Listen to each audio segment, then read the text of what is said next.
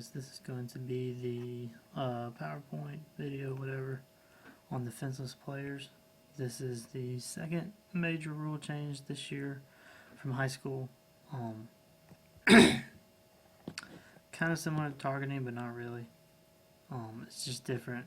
We're still looking for a play beyond a legal tackle or legal block, but as opposed to targeting, these ones, they don't really go toward the head.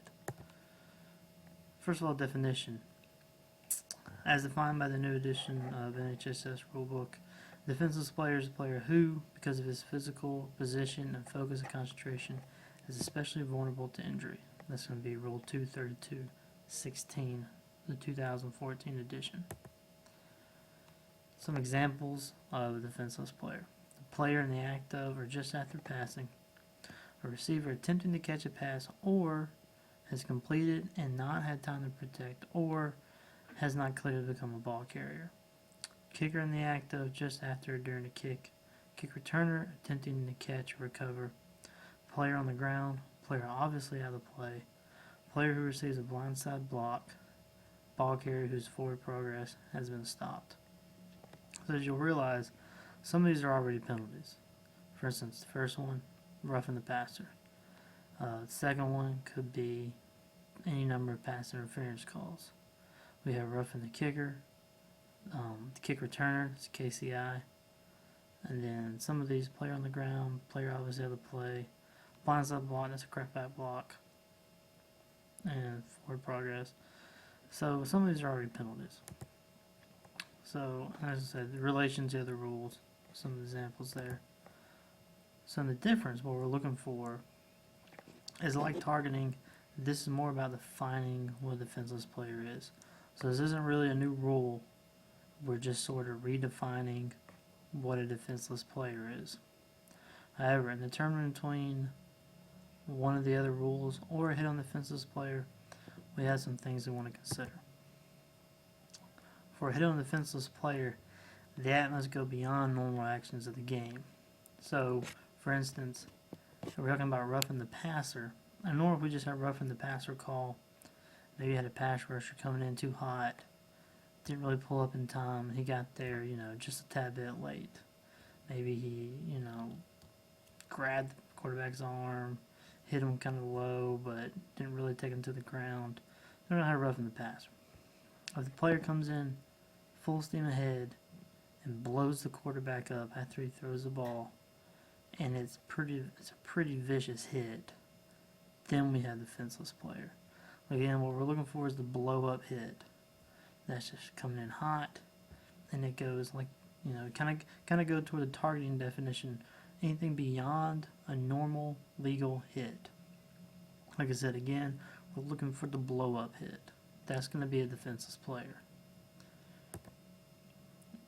Again, targeting versus defenseless player. Like I said, the targeting rule specifically says beyond making a legal tackle, legal block, or playing the ball. But for targeting, it's specifically aiming for the head. So if a guy goes in hot and he lowers the crown of his helmet and makes contact with the other opponent's head, or brings the elbow or forearm to the head neck area, that's where we're going to have targeting. If the guy comes in hot, though, and he's just looking to blow this guy up, and he's below the head neck area, that's where we're going to have a defenseless player. Again, it's beyond the legal tackle, block, or playing the ball. They're just not specifically aiming toward the head neck area.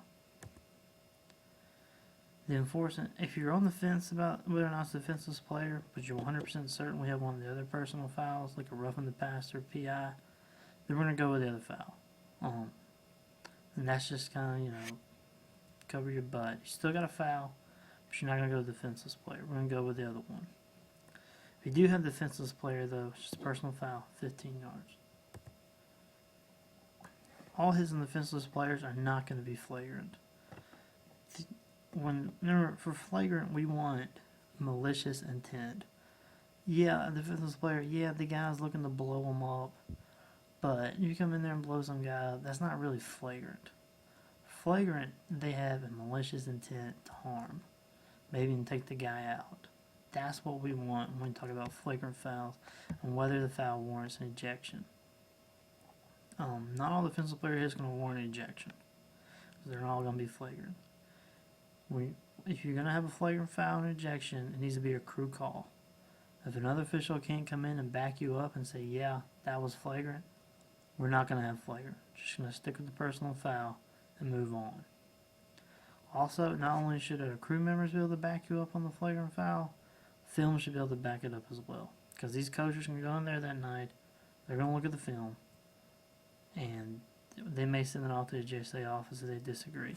If the film can't, if you can't look at the film and say, oh yeah, that was flagrant, he's trying to hurt that guy, then it's not going to be good.